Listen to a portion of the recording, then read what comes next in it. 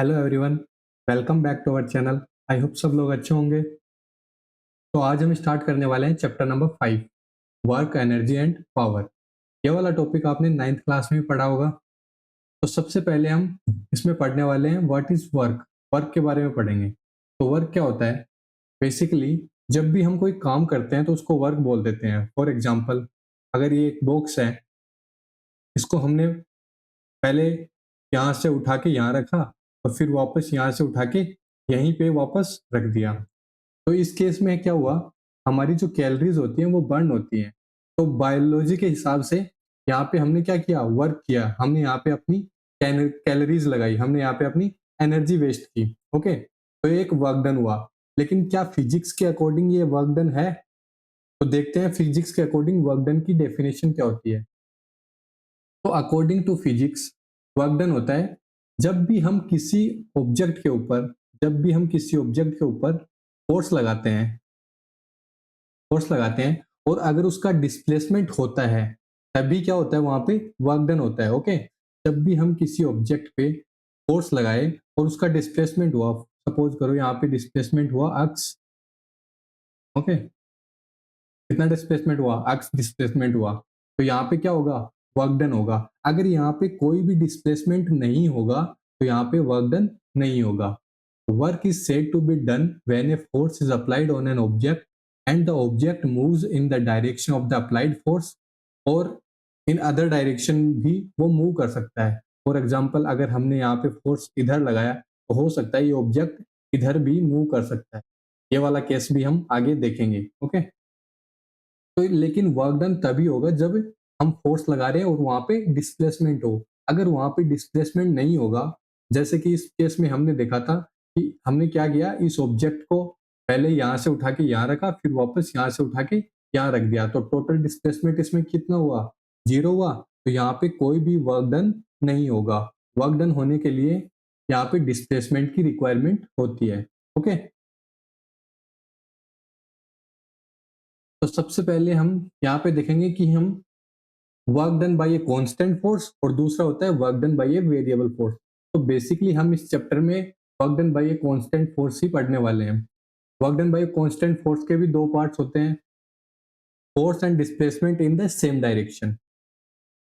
Force and displacement in same direction, इस case में क्या होता है, फॉर एग्जांपल ये एक बॉक्स है जिसका मास m है, इस पे हमने फोर्स लगाया इस डायरेक्शन में और इसका डिस्प्लेसमेंट भी क्या हो रहा है, इसी डायरेक्शन में इसका डिस्प्लेसमेंट हो रहा है। ओके, पे डिस्प्लेस होके यहाँ पे पहुंच गया, इसका डिस्प्लेसमेंट हो गया एक्स। ओके, तो ये इस केस में क्या है, फोर्स और डिस्प्लेसमेंट क्या है, सेम डायरेक्शन में है। ओके, फिर हम दूसरा केस देखते हैं। दूसरे केस में क्या है, फोर्स एंड डिस्प्लेसमेंट क्या है, सेम डायरेक्शन में नहीं है। Force and displacement same direction में नहीं है। फॉर एग्जाम्पल, ये एक ब्लॉक था, इस पे हमने फोर्स लगाया, इस तरफ हमने फोर्स लगाया एफ, और हॉरिजॉन्टल से वो किसी एंगल थीटा के ऊपर इंक्लाइंड है, थीटा पे हमने फोर्स लगाया। ओके, तो इस केस में क्या होगा, इसका मास है m, तो नीचे ग्रेविटेशनल फोर्स लगेगा mg। इस केस में क्या होगा, अब क्या करेंगे हम, इस वाले फोर्स के दो कंपोनेंट होंगे। कौन से, एक तो हॉरिजॉन्टल कंपोनेंट होगा जिसको हम बोलेंगे f cos थीटा, जो थीटा के साथ वाला कंपोनेंट होता है वो cos थीटा होता है, तो ये होगा f cos थीटा। और जो वर्टिकल कंपोनेंट होगा वो क्या होगा, वो होगा f sin थीटा। ओके, तो इस केस में सपोज कर लिया कि हमने f sin थीटा है वो क्या है, mg से छोटा है। तो इस केस में क्या होगा, अगर f sin थीटा mg से ग्रेविटेशनल फोर्स से कम होगा तो ये ब्लॉक क्या करेगा, ऊपर मूव नहीं करेगा, ये केवल आगे हॉरिजॉन्टल डायरेक्शन में ही मूव करेगा। ओके, तो इस केस में क्या होगा, इस ब्लॉक का डिस्प्लेसमेंट होगा, सपोज करो इसका डिस्प्लेसमेंट हुआ x और ये यहाँ पे आ गया। तो इस केस में क्या था कि फोर्स की डायरेक्शन ये थी और हमारा डिस्प्लेसमेंट इस डायरेक्शन में हुआ। तो इस केस में क्या है कि फोर्स और डिस्प्लेसमेंट है तो सेम डायरेक्शन में नहीं है, लेकिन यहाँ पे वर्क डन होगा। इस वाले केस में जो वर्क डन होगा वो क्या होगा, कितना होगा, वो हम निकालने के लिए हमें क्या करना पड़ेगा, work done, work done in this case is force into displacement. Work done क्या होता है? फोर्स इनटू डिस्प्लेसमेंट होता है। तो यहाँ पे फोर्स कितना अप्लाई हुआ है? एफ। वर्क डन को हम डब्ल्यू से रिप्रेजेंट करेंगे। फोर्स एफ अप्लाई किया था और डिस्प्लेसमेंट कितना हुआ? एक्स। ओके, तो यहाँ से वर्क डन कितना आ गया? F x. ये हमारा वर्क डन आ गया उस केस में जिस केस में फोर्स और डिस्प्लेसमेंट सेम डायरेक्शन में होंगे। ओके, लेकिन जब फोर्स और डिस्प्लेसमेंट सेम डायरेक्शन में नहीं होंगे तब हम वर्क डन कैसे निकालेंगे? तो इस केस में हमने देखा कि जो एफ साइन थीटा जो कंपोनेंट है उस डायरेक्शन में हमारा कोई भी डिस्प्लेसमेंट नहीं हो रहा। ओके, इस डायरेक्शन में हमारा कोई भी डिस्प्लेसमेंट नहीं हो रहा, हमारा डिस्प्लेसमेंट केवल एफ कोस थीटा वाली डायरेक्शन में ही हो रहा है। तो यहाँ पे वर्क डन कितना आएगा? यहाँ पे वर्क डन आएगा, यहाँ पे भी वही लगेगा, फोर्स इनटू डिस्प्लेसमेंट। लेकिन यहाँ पे वर्क डन कितना हो जाएगा? फोर्स कितना है? जिस डायरेक्शन में ऑब्जेक्ट डिस्प्लेसमेंट कर रहा है उस डायरेक्शन का फोर्स कितना है? F cos theta, F cos theta. और उस डायरेक्शन में डिस्प्लेसमेंट कितना है? एक्स। तो वर्क डन कितना आ जाएगा? F x cos theta. Okay, अब अगर आपने डॉट प्रोडक्ट और क्रॉस प्रोडक्ट पढ़ा होगा तो उसमें देखा होगा कि जब भी दो vectors A vector dot B vector, दो वेक्टर्स का हम डॉट प्रोडक्ट लिखते हैं तो उन्हें लिखते हैं ए बी कोस थीटा। और अगर हम उनका क्रॉस प्रोडक्ट लिखते हैं दो वेक्टर्स का तो हम उसे लिखते हैं ए बी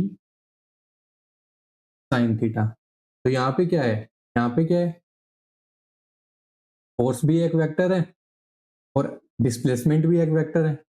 और यहाँ पे एफ एक्स कोस थीटा है, मतलब कि हम इसको कंपेयर कर सकते हैं ए बी कोस थीटा से। तो इसको हम लिख क्या सकते हैं? अगर ये ए बी कोस थीटा है, ए बी कोस थीटा है, तो इसको हम क्या लिख सकते हैं? ए वेक्टर डॉट बी वेक्टर। तो यहाँ पे हम लिख सकते हैं इसको F vector dot x vector, को लिख सकते हैं F vector dot vector. Okay, तो ये आएगा हमारा वर्क डन। ये बन गया हमारा वर्क डन का फॉर्मूला फॉर एनी केस। अगर किसी भी केस में हमें वर्क डन का फॉर्मूला लगाना है तो ये वाला फॉर्मूला हम यूज कर सकते हैं, work done is equal to F dot X. Okay,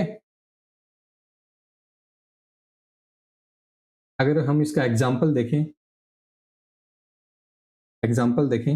तो फॉर एग्जाम्पल एक ट्रॉली है, एक ट्रॉली बैग है। ट्रॉली बैग को हम क्या करते हैं? ऐसे पुल करते हैं। हमने इधर फोर्स लगाया 10 न्यूटन और ये एंगल हमने दे दिया 30 डिग्री और इसका डिस्प्लेसमेंट हुआ 10 मीटर और इस ट्रॉली का मास 10 kg है। ओके, तो यहाँ पे हम देखेंगे तो इस पे नीचे एक तो mg लगेगा जो कितना होगा? हमने g ले लिया 10 मीटर पर सेकेंड स्क्वायर। तो इस पे mg जो ग्रेविटेशनल फोर्स है वो कितना हो जाएगा? 100 न्यूटन। और इस पे हॉरिजॉन्टल कंपोनेंट, इस 10 न्यूटन का जो हॉरिजॉन्टल कंपोनेंट है वो कितना आएगा? एफ कोस 30 डिग्री, मतलब कि 10 cos 30। cos 30 कितना होता है? √3/2। तो ये हो जाएगा 10 × √3/2 न्यूटन। और इसका जो वर्टिकल कंपोनेंट होगा वो एफ साइन थीटा होगा, मतलब कि 10 sin 30 डिग्री। वो कितना हो जाएगा? 10 sin 30, sin 30 की वैल्यू 1/2 होगी, तो ये वाला हो जाएगा 5 न्यूटन। और ये हो जाएगा 5 √3 न्यूटन। ओके, तो यहाँ पे हम देखेंगे कि ये जो डाउनवर्ड जो फोर्स लग रहा है हमें इस ट्रॉली के ऊपर, जो नीचे फोर्स लग रहा है वो तो है 100 न्यूटन और ऊपर जो फोर्स लग रहा है वो कितना है? 5 न्यूटन। तो यहाँ पे ट्रॉली ऊपर तो मूव नहीं करेगी। ओके, तो ट्रॉली मूव किधर करेगी? ट्रॉली मूव करेगी केवल हॉरिजॉन्टल डायरेक्शन में। हॉरिजॉन्टल डायरेक्शन में फोर्स लग रहा है 5√3 न्यूटन, और इसका हॉरिजॉन्टल डायरेक्शन में डिस्प्लेसमेंट कितना है 10 न्यूटन। कितना है 10 न्यूटन। तो यहाँ से हमारा वर्क डन कितना जाएगा, वर्क डन कितना जाएगा, work done is force in horizontal direction जो कि है F√3 इंटू इंटू हमारा डिस्प्लेसमेंट इन एक्स डायरेक्शन जो कितना है 10। तो हमारा टोटल वर्क डन कितना आ जाएगा 50 into 10, 50√3 okay newton metre. Okay इसकी यूनिट हो जाएगी न्यूटन मीटर, वर्क डन की यूनिट न्यूटन मीटर हो जाएगी। ओके तो यहाँ से हमने टोटल वर्क डन निकाल लिया। लेकिन अगर हम इसे डॉट प्रोडक्ट वाले मेथड से करें, डॉट प्रोडक्ट वाले मेथड से करना चाहें, तो हम देखते हैं कि ये हमारी ट्रॉली थी कि हमने फोर्स लगाया था इधर 10 न्यूटन और ये एंगल था कितना 30 डिग्री। इधर था हमारा डिस्प्लेसमेंट। ओके इधर ही था हमारा डिस्प्लेसमेंट। तो यहाँ से हम अगर वर्क डन निकालेंगे, वर्क डन निकालेंगे तो हमने बोला था कि F dot x vector. Okay तो यहाँ से हम निकालेंगे तो ये हो जाएगा एफ डॉट एक्स वेक्टर को क्या लिख देंगे एफ एक्स कोस थीटा। यहाँ पे एफ हो गया फोर्स, एक्स हो गया डिस्प्लेसमेंट और यहाँ पे थीटा हो गया angle between force and displacement. तो यहाँ से हमारा वर्क डन आएगा, फोर्स कितना है 10 न्यूटन इंटू डिस्प्लेसमेंट कितना था, डिस्प्लेसमेंट हमारा 10 न्यूटन 10 मीटर था, डिस्प्लेसमेंट हो गया 10 metre into cos theta. Cos theta, theta की वैल्यू यहाँ पे 30 डिग्री है तो कोस थीटा हो जाएगा √3/2। तो ये आ जाएगा हमारा 2 1 जा 2, 2 5 जा 5 इंटू 10 50, 50√3 न्यूटन मीटर। ओके तो चाहे हम कोई से भी मेथड से करें हमारा रिजल्ट सेम आएगा। यहाँ से भी हमारा 50√3 न्यूटन मीटर मिल रहा है और हमें यहाँ से भी 50√3 न्यूटन मीटर ही मिला था। ओके तो हमें हमारा पहला फॉर्मूला मिल गया वर्क डन का जो कि है F vector dot x vector. Okay फिर हम आगे बात करते हैं वर्क डन की यूनिट की। वर्क डन की यूनिट, यूनिट क्या होती है वर्क डन की, वर्क डन होता है फोर्स इंटू डिस्प्लेसमेंट। फोर्स की यूनिट होती है न्यूटन और डिस्प्लेसमेंट की यूनिट होती है मीटर। तो एक यूनिट तो आगे इसकी न्यूटन मीटर, इसी को हम जूल भी बोल देते हैं। क्या बोल देते हैं जूल, और इसको रिप्रेजेंट करते हैं जे से, कैपिटल जे से। ओके फिर हम और भी यूनिट देखते हैं वर्क की। वर्क की और भी यूनिट होती है। ये तो हो गई एसआई यूनिट। कौन सी यूनिट हो गई एसआई यूनिट, ये तो हो गई एसआई यूनिट। सीजीएस यूनिट की अगर हम बात करें, सीजीएस यूनिट की हम बात करें तो सीजीएस यूनिट को हम बोलते हैं आर्क्स। और यहाँ से हमें 1 जूल की जो वैल्यू होती है वो मिलती है 10⁻7 आर्क्स। ओके ये होती है इसकी सीजीएस यूनिट, ये unit conversion.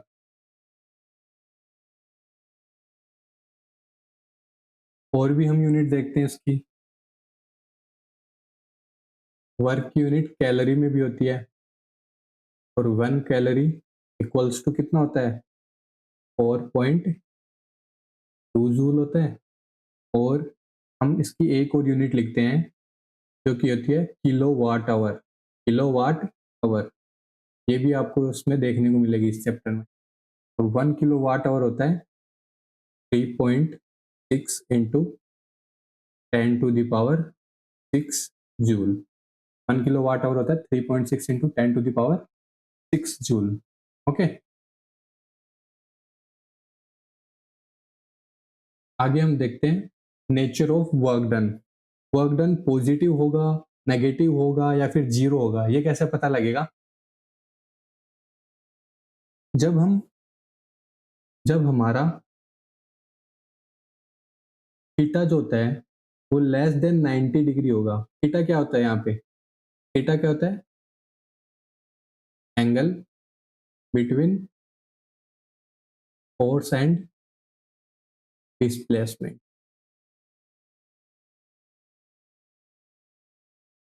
Force and displacement theta less than 90 degree mean, इसका मीनिंग क्या हुआ? यहाँ पे एक्यूट एंगल बन रहा है, acute angle.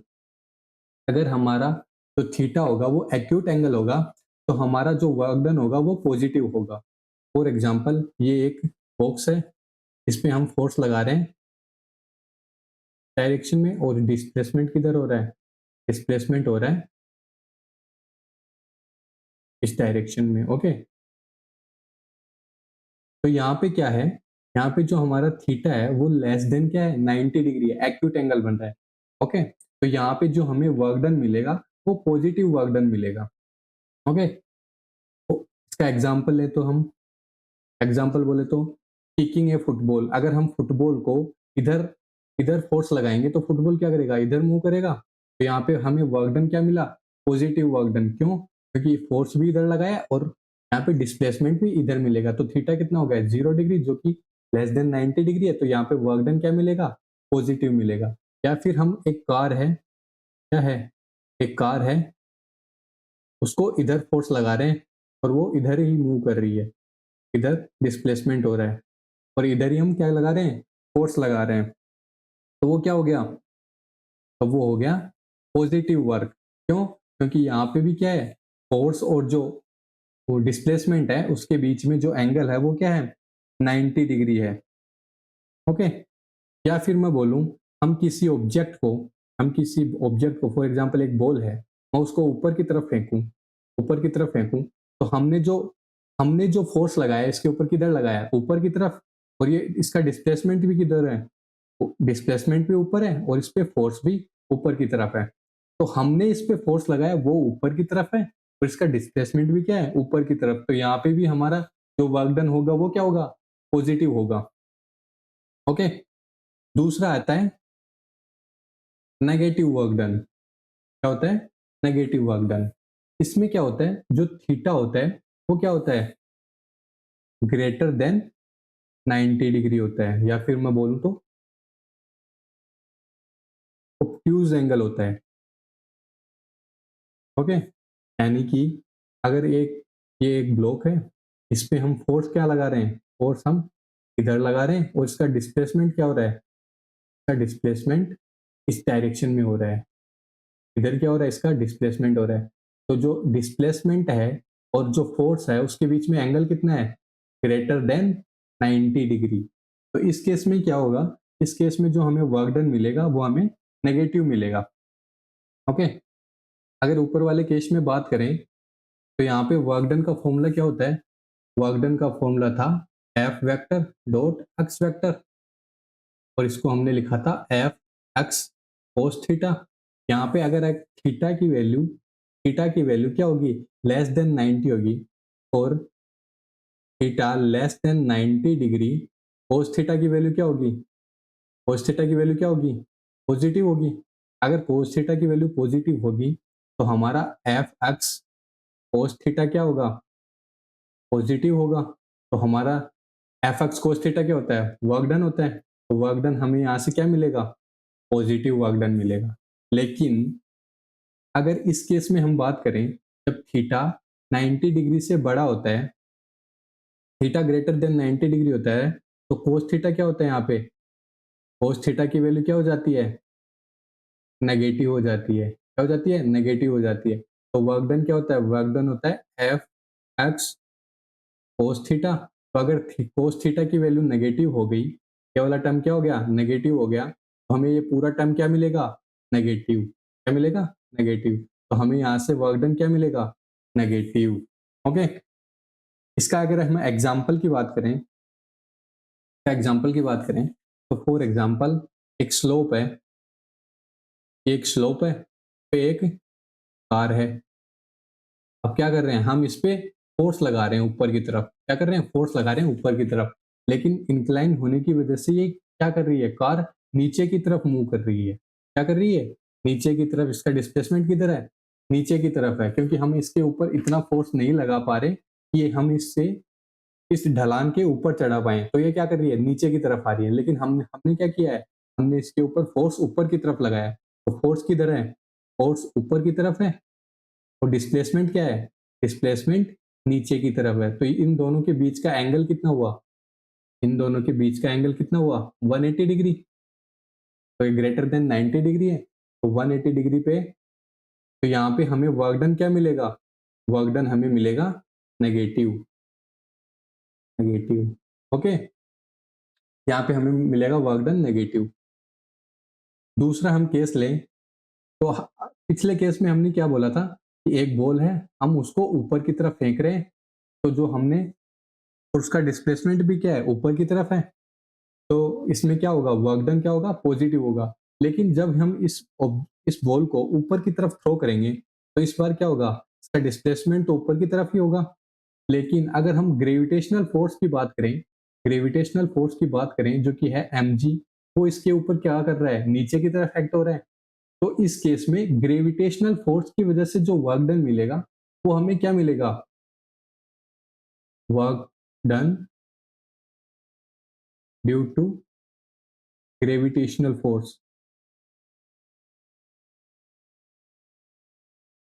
Force when we throw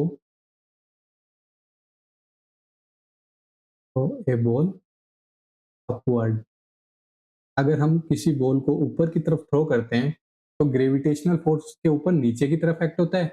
तो ऊपर की तरफ फेंकेंगे तो उसका डिस्प्लेसमेंट तो ऊपर की तरफ होगा, लेकिन उसके ऊपर ग्रेविटेशनल फोर्स नीचे की तरफ एक्ट होगा। तो इन दोनों के बीच में फिर से एंगल कितना हो जाएगा? इधर हो गया डिस्प्लेसमेंट और इधर हो गया ग्रेविटेशनल फोर्स नीचे की तरफ। तो ये एंगल हो गया 180 डिग्री। या फिर हम बोलें कि इसको इधर की तरफ फेंक रहे हैं, इधर फेंक रहे हैं, इधर फेंक रहे हैं, तो एंगल क्या हो जाएगा यहाँ पे भी? ये वाला एंगल कितना हो जाएगा? ग्रेटर देन 90 डिग्री हो जाएगा। 90 डिग्री से बड़ा हो जाएगा। तो इस केस में क्या होगा? हमारा जो वर्क डन आएगा वो क्या आएगा? Negative, okay? फिर तीसरा केस आता है जीरो वर्क डन का। वर्क डन जीरो कब होता है? वर्क डन जीरो कब हो सकता है? या तो हमारा क्या हो? फोर्स जीरो हो जाए। क्या कर रहे हैं हम? किसी ऑब्जेक्ट के ऊपर फोर्स लगा ही नहीं रहे, तो वर्क डन क्या मिलेगा? जीरो मिलेगा। या फिर हमारा क्या हो? डिस्प्लेसमेंट जीरो हो जाए। हम फोर्स तो लगा रहे हैं लेकिन वो ऑब्जेक्ट क्या नहीं कर रहा? मूव नहीं कर रहा, डिस्प्लेस नहीं हो रहा। तो उस केस में भी हमारा वर्क डन क्या आएगा? जीरो आएगा। या फिर वर्क डन का फॉर्मूला क्या होता है? F x cos theta. या फिर हमारा क्या हो जाए? कोस थीटा की वैल्यू क्या हो जाए? जीरो हो जाए। कोस थीटा की वैल्यू जीरो हो जाए। और कोस थीटा की वैल्यू जीरो कब होगी? कोस थीटा की वैल्यू जीरो कब होती है? When theta is equals to 90 degree. जब थीटा की वैल्यू 90 डिग्री होती है तो कोस थीटा की वैल्यू क्या होती है? Zero degree. मतलब कि जो फोर्स और जो डिस्प्लेसमेंट है उसके बीच में जो एंगल है वो कितना हो जाए? 90 डिग्री का हो जाए। फॉर एग्जाम्पल हम क्या कर रहे हैं? ये एक ऑब्जेक्ट है, इसके ऊपर फोर्स लग रहा है नीचे की तरफ, और इसका डिस्प्लेसमेंट क्या हो रहा है? इधर की तरफ हॉरिजॉन्टली हो रहा है। इस पे फोर्स लग रहा है वर्टिकली और इसका डिस्प्लेसमेंट किधर हो रहा है? हॉरिजॉन्टली। और इनके बीच में एंगल कितना है? 90 डिग्री। तो ये हो गया mg बोल देते हैं इसको, ग्रेविटेशनल फोर्स हो गया, उसका डिस्प्लेसमेंट हो रहा है इधर x, ओके? तो इस केस में क्या होगा? हमें पता है कि इसके ऊपर फोर्स भी लग रहा है mg और इसका डिस्प्लेसमेंट भी हो रहा है, लेकिन जो वर्क डन है ग्रेविटेशनल फोर्स की वजह से इसके ऊपर जो वर्क डन है वो जीरो होगा। क्यों? क्योंकि इन दोनों के बीच में जो एंगल है वो कितना है? 90 डिग्री है। तो जब हम वर्क डन निकालने की कोशिश करेंगे ग्रेविटेशनल फोर्स की वजह से इस ऑब्जेक्ट के ऊपर, तो वो कितना आएगा? ग्रेविटेशनल फोर्स हो गया mg इंटू डिस्प्लेसमेंट हो गया x, और कोस थीटा की वैल्यू क्या होगी? यहाँ पे थीटा की वैल्यू 90, तो कोस 90 डिग्री। तो यहाँ पे हमें वर्क डन कितना मिलेगा? कोस की वैल्यू जीरो, वर्क डन क्या मिलेगा? जीरो मिलेगा, ओके? तो जब भी फोर्स और डिस्प्लेसमेंट के बीच का एंगल 90 डिग्री हो जाए तो हमारा जो वर्क डन होगा वो कितना होगा? जीरो होगा, ओके?